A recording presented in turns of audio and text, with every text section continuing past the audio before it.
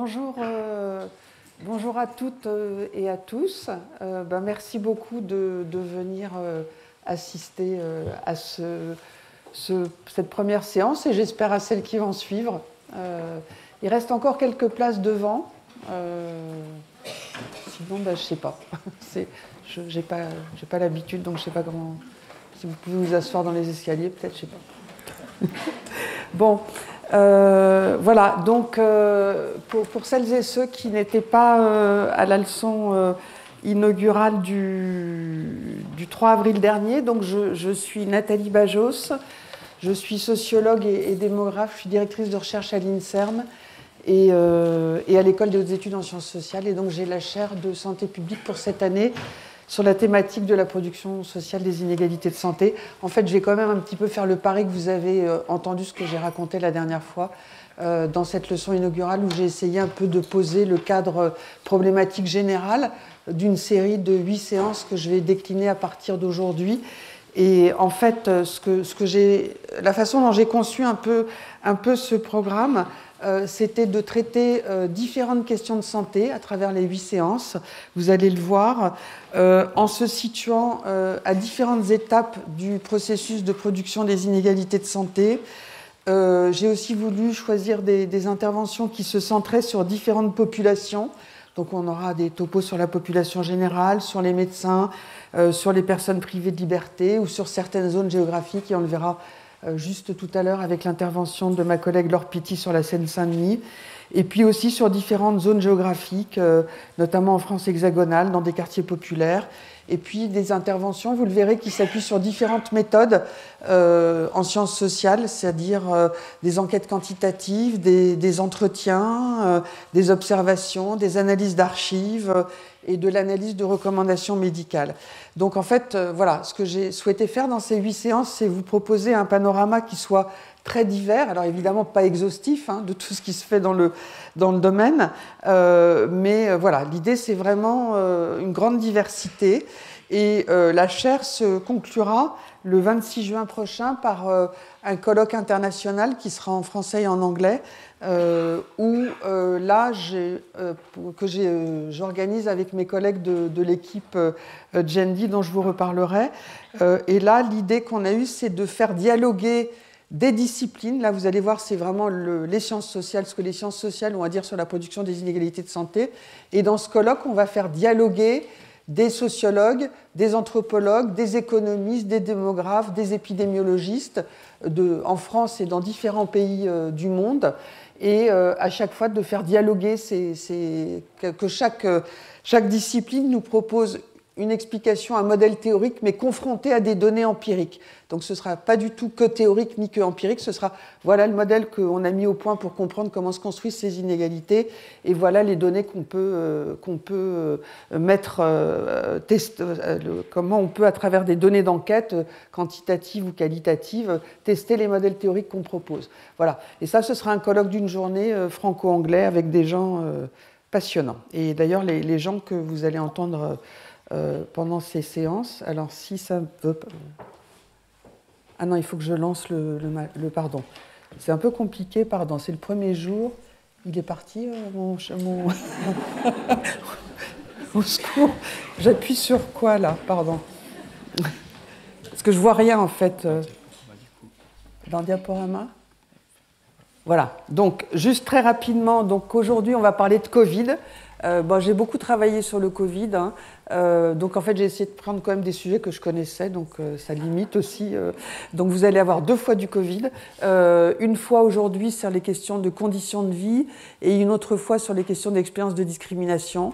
À chaque fois, j'ai invité une ou un spécialiste du sujet, mais qui a évidemment des propos différents de ce que je vous raconterai juste avant.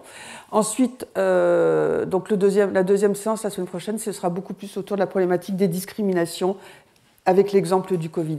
Ensuite, on parlera des maladies cardiovasculaires, en se demandant si l'infarctus du myocarde A-t-il un genre? Alors, je spoil, oui, il a un genre socialement construit, mais pas physiopathologique, mais on reviendra dessus. Et puis une de mes collègues parlera de ce qui se passe après un AVC, comment les gens récupèrent après un AVC.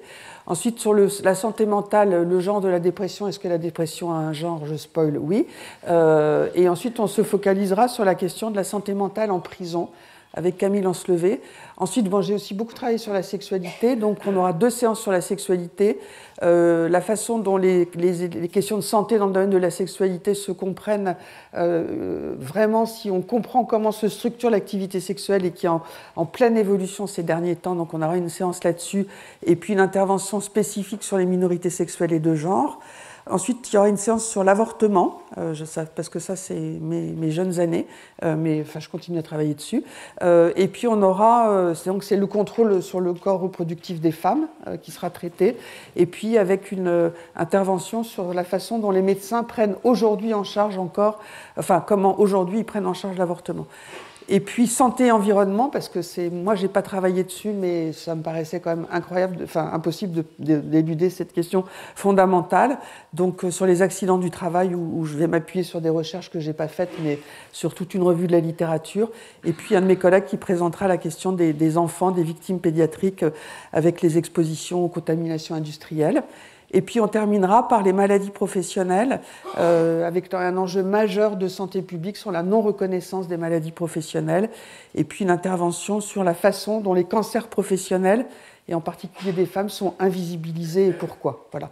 Donc à chaque fois, c'est des éléments de réflexion, de discussion, et qui sont censés aussi nourrir les politiques publiques, la réflexion pour essayer de réduire ces inégalités.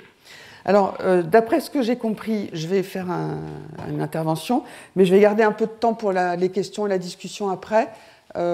Si ce n'est pas clair, vous pouvez m'interrompre pendant vous faites ça, et puis je vous verrai, j'espère.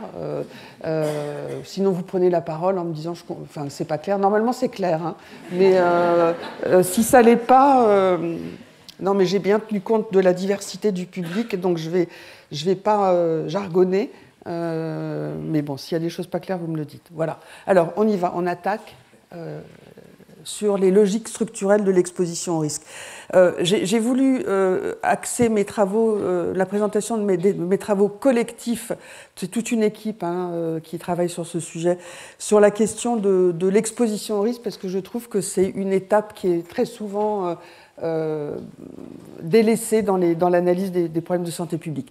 Donc le plan de la séance, je vais faire une introduction, je vais vous donner quelques éléments sur l'ampleur des inégalités d'exposition au risque, les conditions de vie, quelques données sur les pratiques préventives avant que la vaccination n'existe, les conditions de travail qui sont, vous allez le voir, un enjeu extrêmement important et qui a été maltraité de mon point de vue, en tout cas qui s'est concentré beaucoup sur les professions médicales, et puis quelques indicateurs là, parce qu'il y a une publication qui vient de sortir la semaine dernière qui est assez incroyable sur les questions de prise en charge et de décès. Voilà. Alors, le cadre problématique, je vais passer assez rapidement, parce qu'encore une fois, je l'ai beaucoup développé dans la leçon du 3 avril, mais c'est toujours, et de toute façon, vous allez la voir, si vous suivez les séances, vous allez la voir la même chose à chaque fois. Pas cette diapo, parce que je vous la mets qu'une fois, je vous épargnerai à chaque fois, mais à chaque fois, l'idée, c'est de considérer que ce qui se passe, les inégalités de santé, donc ce qui se passe dans les corps, ici, le risque de contracter le virus du Covid, c'est la manifestation, comme disait Bourdieu, de la structuration hiérarchisée de l'espace social par les rapports de domination, de genre, de classe, de race qui s'expriment dans les corps. Et ces rapports sont consubstantiels, c'est-à-dire, là, je reprends, comme je l'avais déjà dit, les travaux des premières sociologues féministes, Danielle Kergoat, mais après, il y en a eu plusieurs, dont les travaux les plus connus de Kimberlé Crenshaw, qui a pour la première fois utilisé dans la littérature scientifique le terme d'intersectionnalité. Alors en fait, c'est quand même assez simple. C'est l'idée que ces rapports sociaux de domination, les rapports de genre d'un côté, les rapports de classe de l'autre, les rapports de race d'un troisième côté, il peut y en avoir d'autres, mais c'est les plus structurants. L'idée de l'intersectionnalité ou de la consubstantialité, c'est un peu plus détaillé, mais c'est que ces rapports, ils ne fonctionnent pas indépendamment les uns les autres. C'est-à-dire, en gros, être une femme, ça ne veut rien dire. Si on vous dis pas si voilà, être PDGR de L'Oréal, c'est pas pareil, et d'être héritière d'une grande famille et d'être française, née de parents français, née d'arrière-grands-parents français, etc. Ben, c'est évidemment pas pareil que d'être aide-soignante, immigrée du Mali et travailler dans un hôpital en pleine période de Covid. Donc en fait, j'ai envie de dire, c'est tout simplement ça. Juste avant de venir, j'avais d'ailleurs envie de décaler le cours parce qu'il y avait une émission très intéressante sur France Inter sur le fameux livre qui vient de sortir face à l'angoisse du wokisme, ou je ne sais plus comment il s'appelle. Pardon ? Non, c'est un livre qui vient de sortir au PUF. Voilà, merci. C'est face à l'obscurantisme wokiste. Alors bon, ici, on ne fait pas du wokisme, moi, je fais de l'analyse scientifique intersectionnelle. Et en fait, il y a tout un délire autour du wokisme. Bon, en tout cas, dans le domaine scientifique et dans ce lieu prestigieux, on parle d'intersectionnalité ou de consubstantialité. Et l'idée toute simple, vous en conviendrez, c'est que ces rapports de domination qui sont établis dans toute la littérature sociologique, ben voilà, ils ne fonctionnent pas indépendamment les uns des autres. Et l'invention géniale, c'est de dire on va tenir compte simultanément de ces différents rapports pour comprendre la réalité sociale. Et vous allez le voir à travers toutes les séances qu'on va traiter ensemble. Alors, le schéma que je reprends, donc c'est par rapport, qui est inspiré du travail qu'on fait avec mes collègues de l'équipe GND, Muriel Darmot, Pierre-Yves Joffard et Michel Kelly-Irving. En plus, je crois que j'ai même un truc qui marche. Non, ou alors c'est dans l'autre sens. Non, oh là là là là. Pardon, il est parti. Il est vraiment parti. Bon, tant pis. Ah si, ça y est, voilà. Donc vous voyez, en fait, c'est toute une chaîne. Ce que j'aurais essayé d'éclairer, c'est ça à la fin. Je vais partir de la fin pour remonter dans le temps, pour essayer de vous montrer comment on peut comprendre qu'il y ait autant de différences de mortalité et de morbidité selon les caractéristiques sociales. Et en fait, cet événement de mortalité ou de morbidité, qui est celui sur lequel, en général, les études épidémiologiques se focalisent, c'est le résultat, c'est le fruit de toute une série d'étapes qui s'enchaînent les unes aux autres, à commencer par ce qu'on va voir aujourd'hui, les conditions de vie et de travail qui vont déterminer un certain niveau d'exposition au virus. Ensuite, entre être exposé et être infecté, il y a le fait d'avoir utilisé des pratiques de prévention ou le vaccin. Effectivement, à exposition équivalente, si vous êtes vacciné, vous n'allez pas être contaminé de la même manière. Et si vous avez utilisé des pratiques de prévention, vous n'allez pas avoir une exposition, une infection de même manière. Ensuite, le recours aux tests qui peut faciliter un accès plus rapide au système de santé. Et puis, la façon dont vous allez être pris en charge, comment vous allez accéder plus ou moins rapidement au système de soins, de la façon dont vous allez être pris en charge, et ce qui va déterminer à la fin des issues plus ou moins heureuses, voire pas du tout heureuses et fatales, qu'on va revoir dans les statistiques. Et puis cette dernière étape dépendant bien évidemment de la question des comorbidités et de la fragilité. Donc en fait, l'étape sur laquelle j'aurais insisté, c'est celle-ci, là, vraiment la première, montrer que dès le début, il y a des inégalités très importantes dans l'exposition au risque et en fait qui vont se renforcer par la suite. Voilà, vous allez voir, je vais vous emmener sur ce petit schéma pendant l'heure qui vient. Quelques données statistiques sur l'ampleur de ce dont je parle. C'est pour vous dire, je vous remets quelques années en arrière. Le Covid, ça a commencé fin 2019, vous vous souvenez. Le confinement, c'était le 15 ou 16 mars, je crois. Dès avril 2020, donc vous voyez, c'est très rapide, on était à peine confinés, que les Anglais publiaient déjà des données qui rapportaient une surmortalité très importante selon la profession. Alors, ce n'est pas la peine de regarder les graphiques dans le détail, je pourrais vous les donner après pour celles et ceux que ça intéresse, mais en tout cas, vous voyez qu'il y a un gradient... Non, zut, alors ça va, je vais y arriver, non, je ne suis plus au bon, mais voilà. Voilà, vous voyez, entre les managers, etc., et ce qu'ils appellent les occupations élémentaires, vous voyez qu'il y a quand même, et les personnes qui sont dans le care et tous les services de soins, etc., vous voyez qu'il y a un gradient de mortalité qui est quand même très marqué selon la profession que les gens exercent. Et toujours les Anglais ont aussi montré, pareil en 2020, tout de suite, hein, parce qu'ils ont ces données dans leurs statistiques, alors que nous, on ne les a pas. Ils ont montré aussi, par rapport à la population de référence, les Blancs, donc à chaque fois vous avez les mâles, les hommes et les femmes, vous voyez les populations noires, asiatiques, multiples ethniques, groupes et autres, vous voyez les traits, hein, tout simplement, sans être expert en lecture de graphique, vous voyez qu'il y a une surmortalité très importante des minorités racisées par rapport aux personnes blanches. Et ça, c'est la façon dont ces blancs, noirs, etc., c'est la façon dont les gens se déclarent dans le recensement. On pourra revenir dessus, j'en ai dit quelques mots le 3 avril, si vous voulez, sur ces questions de statistiques dites ethno-raciales. Alors, la même chose aux États-Unis, en 2020, pareil, là c'est un peu plus compliqué parce qu'ils ont mis sur les deux comment dirais-je, les deux variables de profession et de minorité racisée dans la même diapo. Et en gros, là c'est pareil, vous voyez que il y a les hommes hispaniques ont un risque de mortalité 27 fois supérieur aux hommes blancs, et que vous avez aussi pour les hommes noirs, pareil, par rapport aux hommes blancs. Et ça, c'est selon les métiers, mais même pour les métiers plus, comment dirais-je, vous voyez là, ici, c'est les différents niveaux de métiers.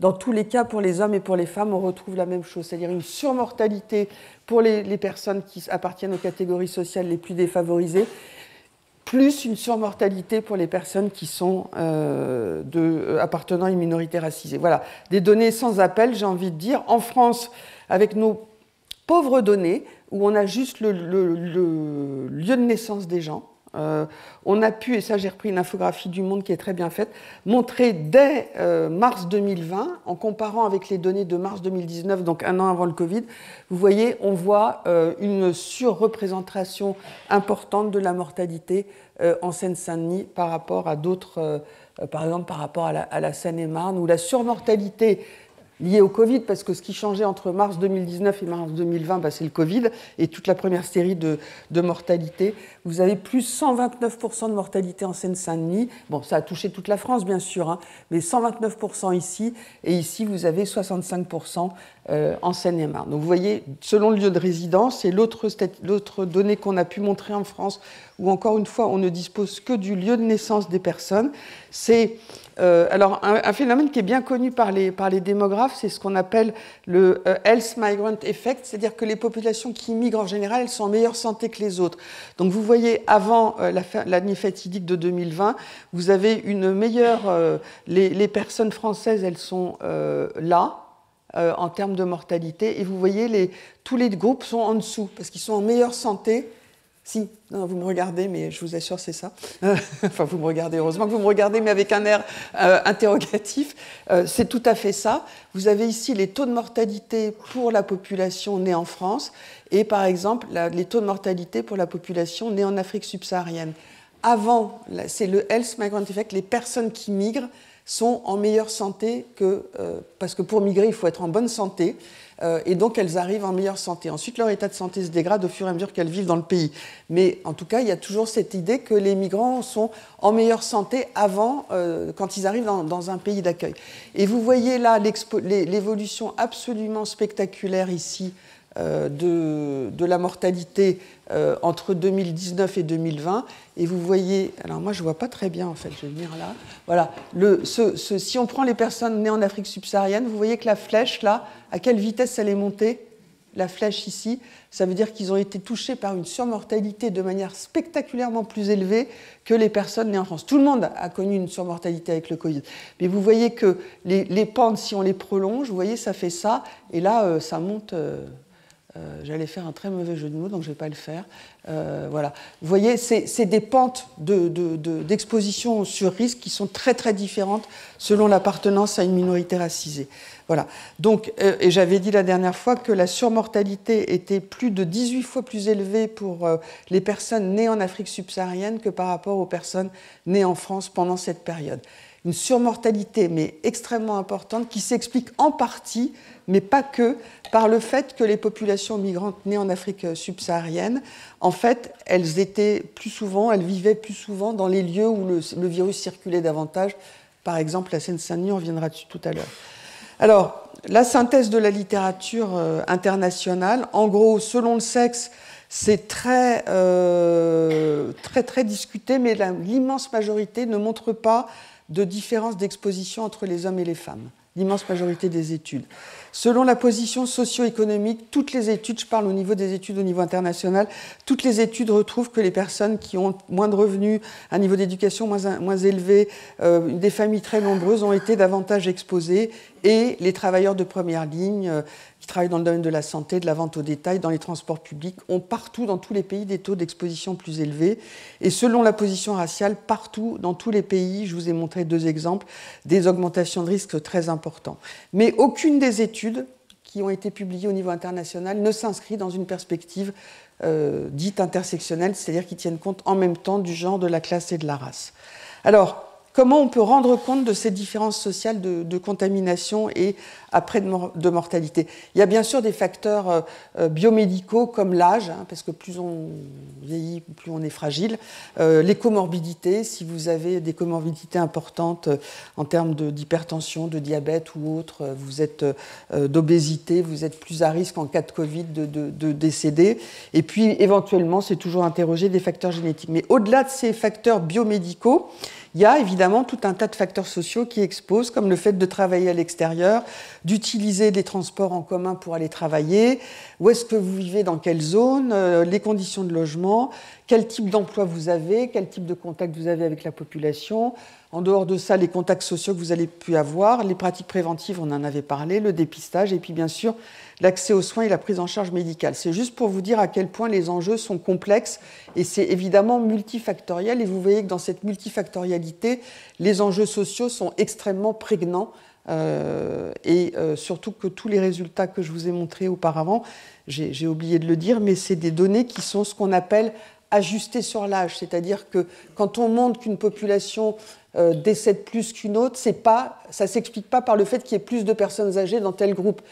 On a ajusté sur l'âge, c'est-à-dire qu'on a, par une technique statistique extrêmement simple, neutralisé l'effet de l'âge. Et quand on dit que les personnes nées en Afrique subsaharienne décèdent 18 fois plus que les autres, ce n'est pas parce qu'elles seraient en moyenne plus vieilles, et donc ça ne s'explique pas par l'âge. Tout ce que je vous ai montré était, entre guillemets, nettoyé selon l'âge, enfin, tenez compte de l'effet d'âge. Donc c'est vraiment un effet spécifique de ces variables. Voilà.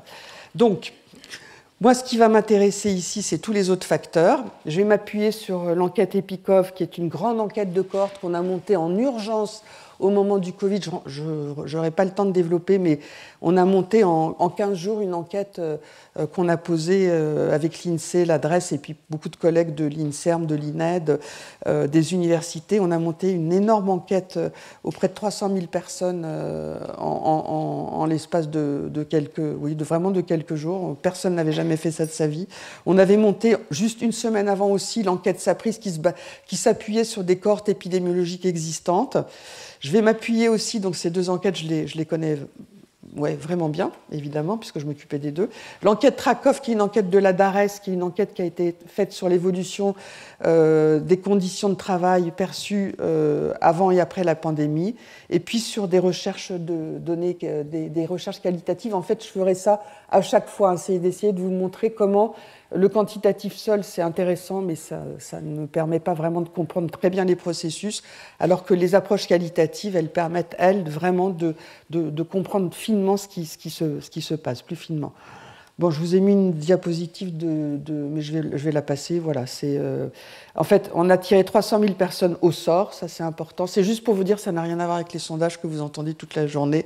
C'est des enquêtes scientifiques avec des méthodes aléatoires, et les personnes, elles ont été suivies en mai 2020, en novembre 2020, en juin 2021, en octobre 2022. À chaque fois, on réinterrogeait les mêmes personnes pour voir comment les choses évoluaient. Alors, je vais essayer comme de ne pas trop vous abreuver de statistiques, mais j'ai fait une petite sélection là pour vous montrer sur 3 indicateurs, j'ai envie de dire tout bête, la densité de votre lieu de résidence. Est-ce que vous habitez au milieu de la Creuse ou est-ce que vous habitez à Bobigny ? Est-ce que vous êtes dans un logement surpeuplé au sens de l'INSEE? Et est-ce que vous avez ou pas télétravaillé pendant le premier confinement? Donc ça, c'est les chiffres ici, c'est la population générale. Bon, il y a très peu de différence entre les hommes et les femmes, donc je ne vais pas revenir dessus. Je vais m'attarder sur la profession et sur le fait d'appartenir ou pas à une minorité racisée et l'indice de pauvreté. Ben, vous voyez que habiter dans une zone dense, 53% des cadres et 43% des agents de nettoyage, c'est les limites de la statistique, ce n'est pas du tout les mêmes zones denses. Hein. Là, c'est les centres-villes de Paris, Lyon, Marseille, et puis là, c'est Bobigny, Sarcelles, etc. Donc, mais dans les deux cas, il y a de la densité. Et quand vous allez acheter votre baguette ou faire des courses chez Franprix, vous avez une probabilité de rencontrer beaucoup de monde, beaucoup plus élevée que si vous habitez une maison particulière dans le 16e arrondissement de Paris. Donc c'est pour ça que l'indicateur est intéressant.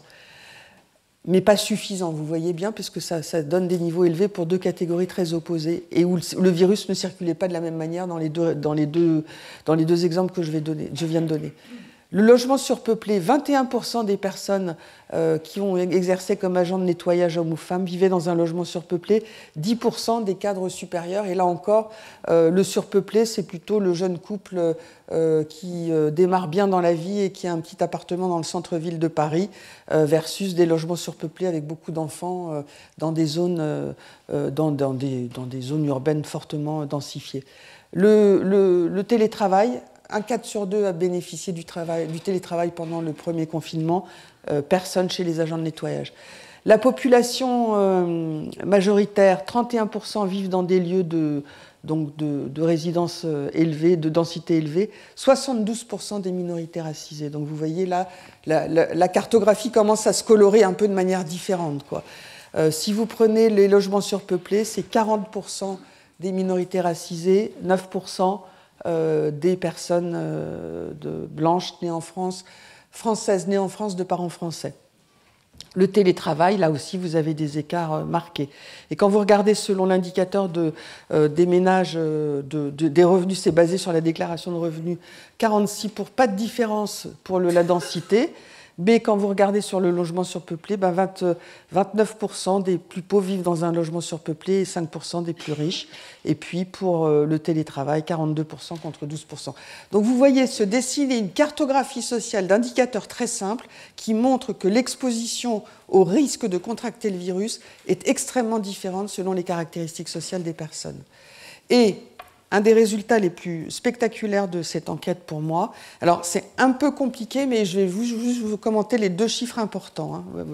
C'est ce qu'on appelle des modèles qui permettent de tenir compte de toutes choses égales par ailleurs et d'être sûr que quand on montre que, par exemple, que les premières générations nées en dehors de l'Europe ont un taux de prévalence, on testait les gens, on leur envoyait un test à domicile et on avait leur sérologie, hein, de 9%, contre 4,1%, donc plus de 2 fois plus par rapport aux personnes nées en France de parents français et de nationalité française nées en France de parents français ayant une nationalité française. Vous voyez une différence très importante et qui est statistiquement significative. Ça veut dire ce 2,4 que les personnes nées en dehors d'un pays européen avaient, toutes choses égales par ailleurs, 2,4 fois plus de risque d'être contaminées par le virus que les autres.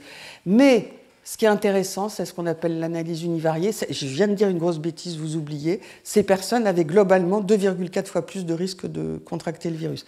Pas toutes choses égales par ailleurs. C'est là le toutes choses égales par ailleurs, il arrive là. Et en fait, quand on tient compte cette surexposition des personnes nées en Afrique subsaharienne, pour dire les choses rapidement, elle existe, elle est vraie, elle est indéniable, et ce genre d'enquête permet de l'objectiver. Mais ce que permet ce genre d'enquête, c'est de montrer que, en fait, cette surexposition-là, ce 2,4 qui est significatif, il devient plus significatif quand on tient compte de leurs conditions de vie, de leurs conditions de travail, etc., de leur lieu de densité, du fait d'avoir télétravaillé, etc. Pour le dire simplement, j'espère que vous me suivez, de fait, pour de vrai, ces personnes sont surexposées au risque de contracter. Elles ont une sérologie qui est 2,4 fois plus souvent positive que les autres. Mais ce surrisque, il ne devient plus significatif quand on tient compte du fait que ces mêmes personnes, elles ont plus souvent utilisé les transports en commun, elles ont plus souvent des logements surpeuplés, elles vivent plus souvent dans des zones de densité, etc. Quand on tient compte des conditions de vie de ces personnes et des conditions de travail, statistiquement parlant, leur surexposition n'est plus significative. J'espère que je ne vous ai pas toutes et tous perdus. Le message important à retenir, c'est que oui, certains groupes sociaux, et en particulier appartenant à des minorités racisées, ont été beaucoup plus touchés que les personnes de la population de référence française nées en France, etc., etc. C'est un fait, mais que l'explication de ça, ça n'est pas que ces personnes ont des gènes particuliers ou je ne sais quoi, ni d'ailleurs que ces personnes se protègent moins. Je vais y revenir dessus dans un instant. Donc ça, c'est un résultat extrêmement important. Cette surexposition, elle est liée à des conditions de vie structurelles et de travail spécifiques. Voilà. Donc c'est pas, voilà, il y a des explications sociopolitiques à cette surexposition. Et là, ce que je voulais vous montrer aussi, c'est, pour compliquer un petit peu le paysage, hein, après ça va se simplifier, c'est que, ce qui est intéressant, c'est qu'il y a eu une évolution du profil social de l'épidémie très tôt. C'est-à-dire que juste entre avant et après le confinement, ce n'est pas les mêmes personnes qui ont été touchées. Avant le confinement, les personnes infectées... Alors, attendez, je l'ai mis dans le bon sens, hein, ça devrait marcher. Ben, il est parti. Ah non, il est là, pardon. Vous voyez, ça descend là, hein, d'accord, avant le confinement, et puis là, ça monte selon le gradient social. En fait, avant le confinement, voilà le gradient qu'on observait. Les personnes qui se sont contaminées avant le premier confinement, il y avait un gradient social, c'était plus les personnes des milieux sociaux les plus favorisés. Et quand le confinement est arrivé, il y a une inversion de la dynamique sociale de l'épidémie. C'est-à-dire qu'avant le confinement, tous les gens les personnes qui sont contaminées en janvier, février, tout début mars, c'est des personnes qui se sont contaminées lors de voyages, lors de sorties au restaurant, etc., etc., etc. Et après le confinement, les personnes qui se sont contaminées, c'est les personnes qui sont allées travailler, les professions de santé bien évidemment, mais aussi toutes les professions essentielles. Et donc on a un basculement social de l'épidémie. Là, c'est voilà. Après, il n'y avait plus de voyages en avion, on n'allait plus, voilà, on prenait plus l'avion, on prenait plus le train, on n'allait plus au théâtre, on n'allait plus au restaurant, et tous ces modes de contamination qui étaient majoritaires dans les groupes sociaux les plus aisés, ben, quand ils ont été confinés, c'était terminé. Alors que les autres personnes des milieux les plus défavorisés, ben, ils n'allaient pas beaucoup moins au restaurant, beaucoup moins, ils ne prenaient pas l'avion, etc., etc. Donc ils ont été moins contaminés. Donc je trouve que c'est assez intéressant parce qu'on a pu capter ce moment-là de retournement de la dynamique sociale de l'épidémie et montrer en même temps que les facteurs sociaux sont extrêmement importants, ils peuvent jouer dans un sens ou dans un autre, et comment une politique de prévention, en l'occurrence le confinement massif qui s'est mis en place, finalement, a protégé davantage certaines populations que d'autres. Je ne dis pas qu'il ne fallait pas confiner du tout, hein. Je dis juste que ça montre que des politiques de prévention aussi fortes que le confinement peuvent jouer de manière différente. Et là, je vais m'inspirer des travaux d'une de mes collègues de l'INED qui s'appelle Anne Gosselin, qui a beaucoup travaillé sur les pratiques de prévention dans la première vague de l'épidémie. Et elle a montré que, globalement, dans cette première vague de l'épidémie, les hommes portaient moins souvent le masque de manière systématique que les femmes. Ça, c'est pas très étonnant, hein. On sait la distance sociale. Bon, ça renvoie à tout ce que j'ai dit le 3 avril aussi, hein, sur le rapport à la santé des femmes et des hommes. Les jeunes portaient moins souvent de manière systématique le masque que les personnes les plus âgées. Et les personnes en bas de l'espace social, les ouvriers, les employés et les immigrés et leurs descendants portaient, eux, plus systématiquement le masque que la population générale. Voilà. Et là, vous avez un graphique qui est repris d'une de ces publications que Anne Gosselin et que j'avais faite aussi avec elle, sur le pas d'usage systématique du masque. Et ça, c'est important parce que ce que je vous ai dit avant, ça vous, si vous n'étiez pas convaincu, ça vous montre que c'est encore plus vrai. C'est que cette surcontamination des populations racisées, c'est pas lié au fait qu'elles se soient moins protégées, au contraire. Elles étaient plus enclines à utiliser le masque, à utiliser des gels hydroalcooliques et à respecter les distances. Donc ces populations les plus précaires qui sont les plus touchées, ce n'est pas parce qu'elles se protégeaient moins. Pour l'histoire du vaccin, c'est une autre histoire, on en verra après, parce que là, ça fait appel à d'autres logiques. En tout cas, ce qu'il faut retenir de ce que je viens de vous dire, mais c'est vraiment important, c'est que cette cartographie sociale, elle est liée à des logiques structurelles qui renvoient à des politiques sociales qui datent de décennies de mise en place, de relégation dans certaines zones, cette politique de l'habitat, une ségrégation aussi du marché, ségrégation raciale du marché du travail. Et là, c'est une diapositive que j'ai empruntée à l'équipe de Thomas Coutreau, qui montre aussi que sur les lieux de travail, le non-respect de la distanciation, qui était de 59%, était plus élevé quand il y avait des conflits éthiques au sein de l'entreprise, pas d'aide du supérieur, du bruit ou pas de moyens suffisants. Donc le fait de pouvoir respecter la distanciation, c'est pas, on le sait très bien en santé publique, il ne suffit pas de savoir pour se comporter comme il faut. On sait que fumer, c'est pas bien et on fume. On sait qu'il faut prendre... Enfin, derrière, il y a toujours une série de logiques et déterminants qui modulent la possibilité ou non d'adopter des pratiques de prévention. Et là, vous l'avez avec les conditions de travail. Voilà. Alors, j'en viens justement maintenant aux conditions de travail. J'ai passé là-dessus... Et là-dessus, si je veux qu'on ait un peu de temps, ça c'est l'étude de Trakoff qui montre c'était en Île-de-France, c'était juste pour vous montrer les métiers les plus contaminés. Voilà, c'est les agents d'exploitation des transports, infirmiers, sages-femmes, aides-soignants, armée, police, médecins et assimilés. Donc vous voyez, je ne sais pas si vous voyez les chiffres, si vous êtes au fond, vous ne voyez pas? Si. Ah, on voit, c'est bien. Moi, je ne les vois pas très bien. Sans lunettes, c'est mieux. Non, mais je voulais juste vous montrer cette diapositive parce que ça montrait à quel point il y avait une diversité. On a parlé beaucoup des médecins, heureusement, on a parlé beaucoup des infirmiers, on a beaucoup moins parlé des aides-soignants. D'ailleurs, aides-soignantes en général, vous allez le voir dans un instant, l'armée, etc., etc. Donc vous avez comme ça toute une série pour vous montrer à quel point la diversité des populations qui ont été exposées, de par leurs conditions de travail, à cette épidémie. Voilà. Alors là, j'emprunte ça à une de mes collègues de l'INED, trois de mes collègues de l'INED, Émilie Kounil, Narges Gouroubi et Myriam Klatt.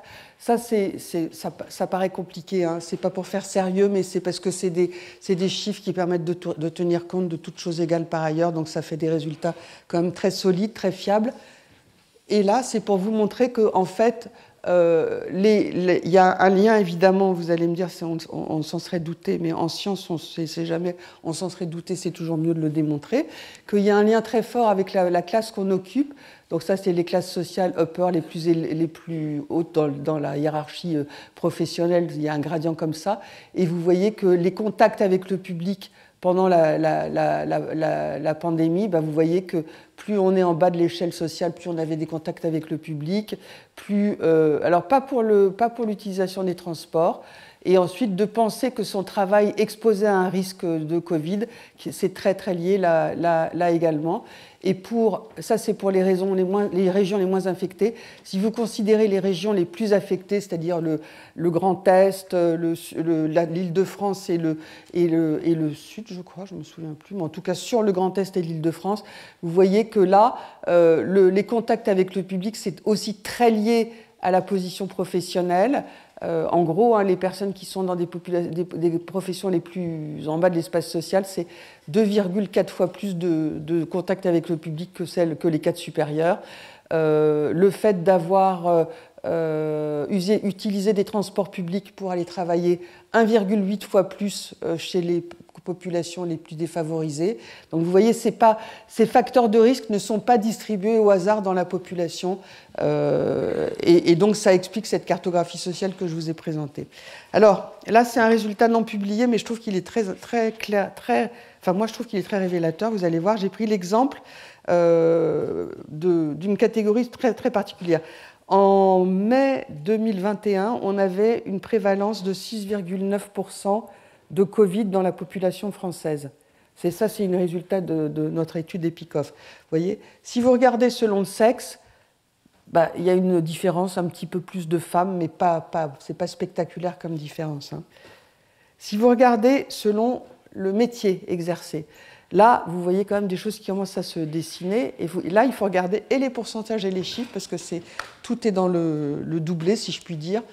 Vous voyez, donc on est parti d'un échantillon de 48 000 personnes, ce qui est énorme dans des enquêtes.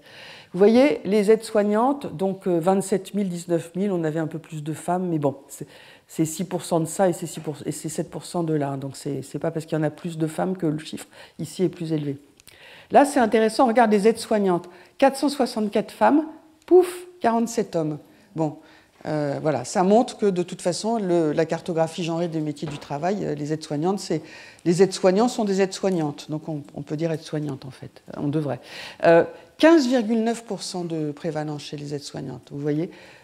Chez les hommes, moins. Et on sait par des travaux de sociologues que la distribution du travail dans les milieux d'aides-soignantes entre les hommes et les femmes n'est pas la même. Ce n'est pas les mêmes tâches qui sont confiées. Les tâches les plus dégradantes, comme aller laver les malades, être en contact direct avec le corps, sont plus souvent confiées aux femmes aides-soignantes, alors que les hommes aides-soignants vont plus s'occuper des chariots et des choses comme ça. C'est les travaux de collègues sociologues qui ont très bien montré ça. Et quand on regarde la dernière case, parmi les personnes de minorité racisée, vous voyez... Alors, j'attire votre attention sur le fait que les chiffres, ce qu'on appelle, si je fais une comparaison statistique, les intervalles de confiance sont grands, donc la différence n'est pas statistiquement significative, mais elle est sociologiquement significative. Hein. Donc vous voyez que c'est quand même incroyable par rapport... Enfin, c'est incroyable, c'est les résultats. Hein. Vous partez de 7% pour tout le monde et vous passez à 26% pour les femmes aides-soignantes appartenant à une minorité visible, à une minorité racisée. Donc et chez les hommes, il n'y en a plus. Hein, là, des minorités, elles sont plus cuites, donc là, on peut carrément plus calculer le pourcentage. Mais vous voyez à travers ce simple exemple la nécessité, l'intérêt de décomposer pour comprendre où se situent les problèmes. Si vous regardez que les femmes en général, voilà, ça ne veut pas dire grand-chose, de 7% par rapport à 26% dans une sous-catégorie particulière de la population. Le problème, c'est que ces données-là, on ne les a pas.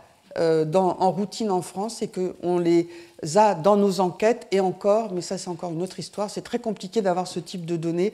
Là, j'ai pu me baser que sur le lieu de naissance, c'est pour ça que je n'ai pas mis minorité racisée, parce que c'est le lieu de naissance d'Ego et la nationalité d'Ego et de ses parents, parce qu'on n'avait pas le droit de recueillir des données. Légalement, on a le droit, hein, mais c'est compliqué, mais on ne pouvait pas en l'occurrence, on n'a pas pu recueillir des données, voilà. Qui permettent de dire si les gens se considéraient comme noirs, blancs, ce qu'on a fait dans d'autres enquêtes et qui marche très bien d'ailleurs. Et là, c'est une méthode encore plus sophistiquée, là où, voilà, qui statistiquement tient la route et qui montre que voilà, entre le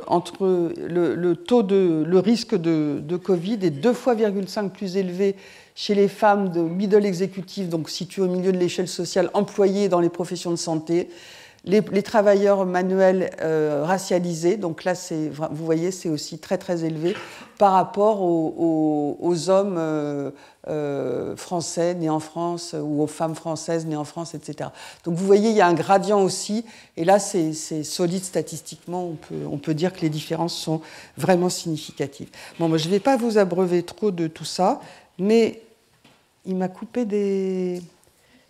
Alors là, il est parti le monsieur, mais il m'a... Attendez. Ah non, voilà, il m'avait pris quelque chose.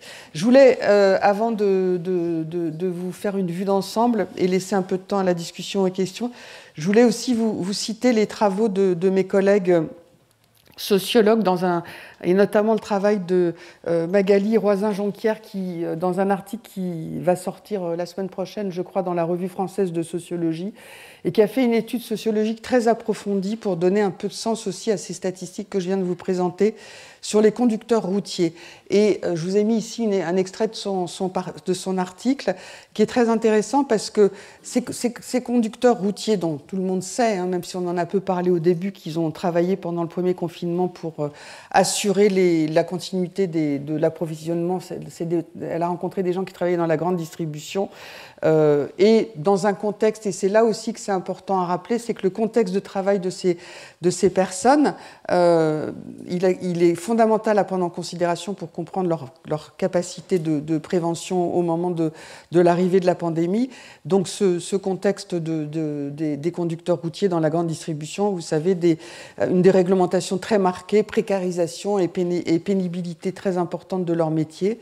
Et puis soudain, la pandémie tombe sur tout le monde, arrive, et dégradation très importante de leurs conditions de travail, marquée par le risque sanitaire auquel ils sont exposés, d'autant plus que il y avait une mobilité géographique extrêmement importante, sans compter d'ailleurs les risques auxquels ils étaient exposés eux, et ils exposaient leur famille, avec l'angoisse de revenir chez eux avec porteurs du virus. Et dans ce contexte-là, il y a eu un allongement des amplitudes de travail et de l'accès aux infrastructures de services, par exemple la fermeture des restaurants routiers, des aires d'autoroute, et puis les réactions stigmatisantes auxquelles ils ont été confrontés parce que justement susceptibles de transporter le virus.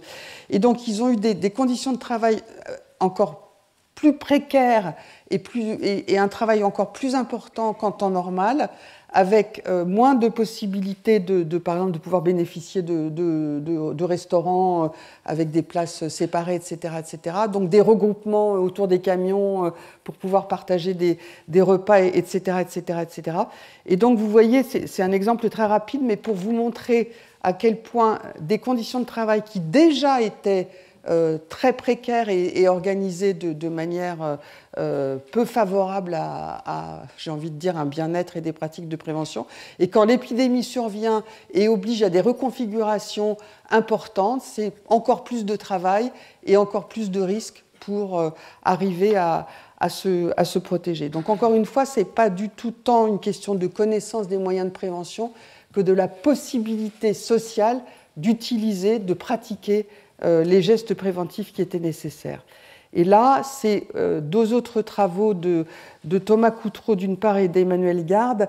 Là, c'est l'étude de Thomas Coutreau à partir de l'enquête Trakoff dont je parlais tout à l'heure, qui confirme exactement ce que trouve la sociologue que je viens de citer.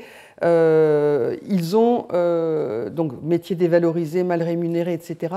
Donc encore une fois confrontés à un surcroît de tâches, en particulier sanitaires, et à une forte dégradation de leurs conditions de travail, tout en étant surexposés au virus.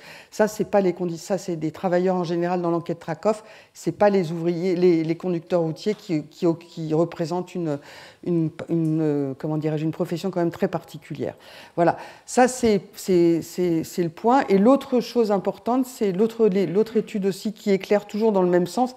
C'est une étude qui a été faite sur des personnes qui travaillaient dans la grande distribution alimentaire. Pareil, dans l'époque, hein, souvenez-vous, mars 2020, le confinement, l'angoisse, les questions, on ne savait pas comment se protéger de manière efficace, c'était tous les débats sur le masque, etc., etc. Donc peur pour ces salariés de la grande distribution d'être contaminés. Il n'y avait pas de masque sur leur lieu de travail dans les premiers temps. Voilà, donc elle a fait la grande distribution et la logistique du médicament. Augmentation de la demande, réduction des effectifs, cadence de travail. À chaque fois, on retrouve cette idée de cadence de travail décuplée. Voilà, et donc des conditions de travail extrêmement problématiques, des réorganisations de travail, des personnes malades, donc des changements de poste inopinés au dernier moment, etc., etc., etc. Voilà, donc une fatigue physique, morale qui s'est ressentie aussi sur tous les indicateurs de santé mentale, mais à travers ces exemples, on voit bien que le vécu au quotidien dans des lieux de travail particulièrement exposés, alors il y a eu aussi des travaux sur les professions de santé, sur les médecins, moins sur les aides-soignantes au moment du Covid, mais avec cette difficulté aussi qu'on avait. Nous, on avait voulu enquêter à l'hôpital comment se faisait la prise en charge, etc. Et pour des raisons éthiques, c'était extrêmement compliqué d'abord d'aller... c'était tellement la panique dans les hôpitaux que d'aller mettre des sociologues pour dire... Bonjour, on vient voir ce qui se passe chez vous. Est-ce qu'on peut faire un entretien d'1h30 ? Bon, non, puis sérieusement, enfin c'est sérieux ce que je viens de dire, mais sérieusement aussi, vous imaginez que voilà, on n'allait pas exposer des doctorants ou des post-docs ou nous-mêmes au risque d'être contaminés quand on ne savait pas, enfin vu la mortalité qu'il y avait au début de l'épidémie. Voilà. Alors, là, c'est aussi une dernière donnée qui a été publiée la semaine dernière, mais que j'ai voulu vous montrer parce que c'est un peu la fin de la chaîne que je vous ai décrite. Hein. Vous avez vu, on a beaucoup parlé aujourd'hui des conditions de travail, des conditions de vie, de la prévention. Et maintenant, quand on accède au système de soins, c'est une donnée, une étude de l'adresse. Donc ça, c'est les personnes qui ont été hospitalisées pour un Covid grave. Alors, la ventilation mécanique, je vous passe les détails, quand on en arrive là, c'est que c'est vraiment très très grave, quoi. Et donc, ils ont regardé plusieurs indicateurs, donc la ventilation mécanique, les décès à l'hôpital et les transferts en service de soins de suite et de réadaptation. Mais si on regarde ne serait-ce que la ventilation mécanique, là, après c'est toujours dans le même sens, vous voyez que ça c'est toujours par rapport aux revenus. Il y a un effet de revenu extrêmement important, c'est-à-dire que là, c'est les bénéficiaires de la CMU, de la CSS ou de l'AME, j'ai oublié. Mais à chaque fois, les personnes les plus en bas de l'échelle sociale, que ce soit parce qu'ils bénéficient de la CSS ou de l'AME, ou que ce soit parce qu'ils sont les plus pauvres, hein, les Q5, c'est les plus pauvres, et les Q1, c'est les plus riches, c'est les déciles de l'INSEE, c'est des revenus, hein, c'est pas est-ce que vous êtes riche ou pauvre, c'est qu'est-ce que vous avez déclaré dans votre déclaration de revenus. À chaque fois, les personnes les plus défavorisées ont eu un risque plus important d'être ventilées, c'est-à-dire que c'était vraiment un Covid très grave, de mourir, et pour transférer vers les soins de suite et de réadaptation, il n'y a pas d'effet. Mais vous voyez cette surmortalité-là, c'est ajusté sur tous les autres facteurs. Comment elle s'explique ? Pourquoi les gens, c'est pas parce qu'ils sont plus vieux, c'est ajusté sur l'âge, c'est pas parce qu'ils étaient plus de pathologies cardiaques, c'est ajusté dessus sur tous les facteurs de comorbidité, sauf sur le tabagisme qui était très discuté et l'obésité. Et les hypothèses que proposent les auteurs de cette étude, c'est peut-être, mais en reconnaissant eux-mêmes, ils ont travaillé avec des réanimateurs, que c'est sans doute pas parce que ces personnes avaient plus d'obésité que les autres, que ça explique un tel gradient. Et le tabac, ils reconnaissent que c'est vous savez, toutes les discussions, un coup il fallait fumer, après il fallait plus fumer. Et l'hypothèse la plus probable, c'est que ces personnes sont arrivées plus tard à l'hôpital. Donc vous voyez que, et ça renvoie à tout ce que j'ai évoqué dans la leçon inaugurale sur le rapport à la santé, la perception des symptômes, les conditions d'accès au système de soins, les distances géographiques, etc., etc., etc. Mais vous voyez que ces conditions de vie là qu'on retrouve pour expliquer dès le début une plus forte contamination, on les retrouve tout au long du processus jusqu'à la phase finale qui explique que l'hypothèse la plus probable, c'est retard d'accès au système de soins. Et ce retard, il est multifactoriel, il n'est pas que lié à la distance géographique entre le lieu de vie et l'hôpital, même si ça joue beaucoup, c'est aussi lié à tout un tas de processus qui expliquent une certaine moins de fluidité dans les relations avec le système de soins et les travaux aussi, on en parlera une prochaine fois sur le ressenti des symptômes qui sont très genrés et très liés aussi à l'appartenance sociale. Mais vous voyez à quel point ces conditions-là, elles sont quand même trop souvent négligées et pourtant elles jouent partout jusqu'à la fin, j'ai envie de dire, jusqu'au décès. Voilà. Alors, oui.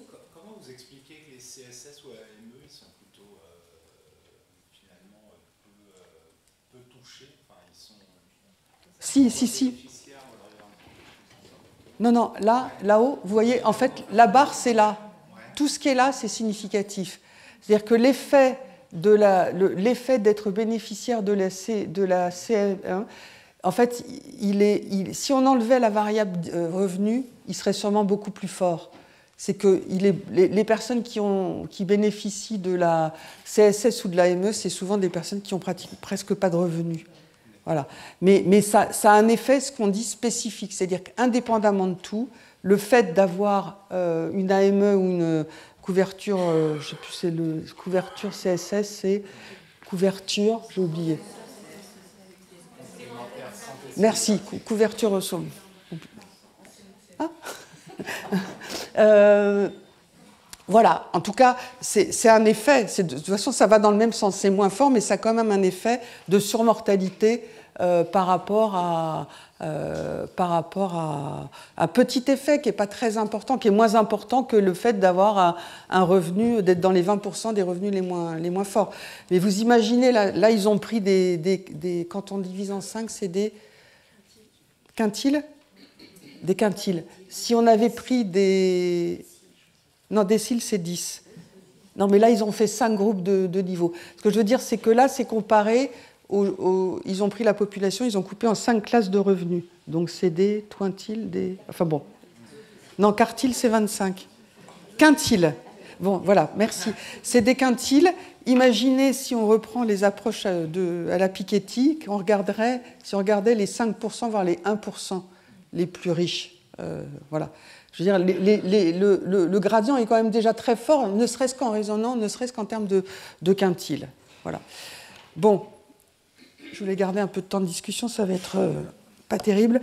Ce que je veux dire, c'est que ce que montrent ces travaux sur le Covid et qu'on va approfondir dans l'heure suivante avec l'intervention de Laure Pitty sur une zone très particulière de Seine-Saint-Denis, et avec une toute autre méthodologie, vous allez voir, ça va éclairer de manière passionnante ce qui s'est joué dans ce département. En tout cas, les inégalités qui étaient sociologiquement attendues, qui ont été repérées très vite, vous l'avez vu, dans tous les pays, on a retrouvé la même chose, et qu'on voit que quand on tient compte simultanément pas que du genre, pas que de la classe, pas que de la race, mais qu'on essaye d'articuler ces différentes dimensions, ça donne d'autres intelligibilités à la réalité sociale et à cette cartographie sociale de l'exposition au virus qui est quand même beaucoup plus claire et qui, du coup, permet aussi des politiques de prévention, enfin, devrait permettre des politiques de prévention beaucoup plus fines et beaucoup plus adaptées. Il y a quand même 2 points aveugles sur l'étude des inégalités sociales en France, des inégalités de santé en France, et que le Covid a fait ressurgir de manière assez malheureusement spectaculaire. C'est d'avoir finalement pas assez d'informations, je dirais même presque en routine, sur la profession, parce qu'on voit très bien que les détails de la profession, si on parle des professions de santé, ça ne veut rien dire. On va mélanger les médecins, les infirmiers, les aides-soignantes, etc. Donc d'avoir des données précises sur les caractéristiques de l'activité professionnelle pour mieux pouvoir étudier les enjeux de santé et travail. Et il y aura 2 séances consacrées à ça dans les prochains cours. Et puis, la question de... Alors là, j'ai mis appartenance ethno-raciale, mais en fait, j'ai critiqué moi-même le terme d'ethno-racial le 3 avril dernier, et je le reprends là, c'est pas bien, pour dire clairement que si on n'a pas des données comme les États-Unis en ont, comme la Grande-Bretagne en ont, on est incapable de surveiller. Voilà, on a une variable extrêmement vague comme est née en Afrique subsaharienne. Donc toutes les secondes générations, on n'a rien sur eux. Et donc c'est un manque vraiment problématique. Aujourd'hui, ça paraît évident à tout le monde qu'il nous faut des données sur le sexe pour pouvoir comparer et travailler derrière sur les questions des rapports de genre. Mais on a besoin de données sexuées sur, je ne sais pas, imaginez qu'on n'ait plus de données sur les différences de salaire selon qu'on est homme ou femme, qu'on n'ait plus de différences de données selon la prise en charge des tâches domestiques, selon à l'Assemblée nationale, hop, il n'y a plus que des êtres humains, il n'y a plus de sexe, etc. Bon, en fait, je plaisante pas du tout. C'est des données de base pour comprendre une réalité sociale que nous n'avons pas dans nos données statistiques en France.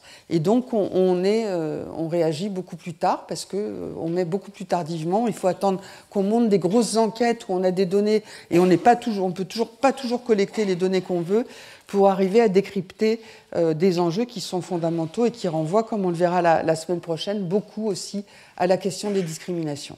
Voilà. J'ai envie de dire, pour conclure, que ça montre aussi, et on le verra encore plus la semaine prochaine sur la question de la vaccination, ça montre aussi les limites d'une politique de prévention qui reste, et ça a été malheureusement le cas pour le Covid, qui est restée basée dans une logique très épidémiologique, où il fallait à juste titre, évidemment, protéger les personnes âgées qui sont plus fragiles, mais on voit que cette lecture épidémiologique en termes d'âge et de comorbidité, elle fait fi de toutes les logiques sociales et structurelles qui construisent une cartographie du risque qui est loin de se résumer à des différences selon l'âge. Parce que les derniers chiffres que je vous ai montrés là, pareil, c'est ajusté sur l'âge tout ça. Donc on voit très bien, toutes les données que je vous ai présentées sont toutes ajustées sur l'âge. Ça veut dire que c'est en plus de l'âge, il y a tous ces éléments-là qui interviennent. Et si on tient compte que d'éléments de type strictement épidémiologique, quand on s'enferme dans une logique épidémiologique, eh ben, on met en place des politiques de prévention qui ne réduisent pas les inégalités et qui, au contraire, contribuent à les accroître. D'où l'intérêt de ce type de travaux. Et vous allez voir que la présentation de Laure Pitti va venir, je n'en ai aucun doute, compléter, enfin, éclairer de manière très différente cette façon dont une épidémie est gérée, en l'occurrence dans un des départements les plus touchés, pas que par le Covid d'ailleurs, par beaucoup de problèmes de santé, et de montrer voilà, comment, si on ne tient pas compte de ça, on ne peut pas mettre en place des politiques de prévention qui soient véritablement efficaces. Donc on va faire une petite pause d'un quart d'heure, je crois que c'est ce qui est prévu. Je crois que le Collège de France ne nous offre pas le café, mais je ne sais pas s'il y a des distributeurs à café. Et dans un quart d'heure, on reprend avec Laure Pitti. Je suis désolée, j'ai été plus longue que je n'aurais voulu l'être et je ne vous ai pas laissé le temps de questions, mais on peut en parler dans la salle si vous voulez après. Voilà, merci.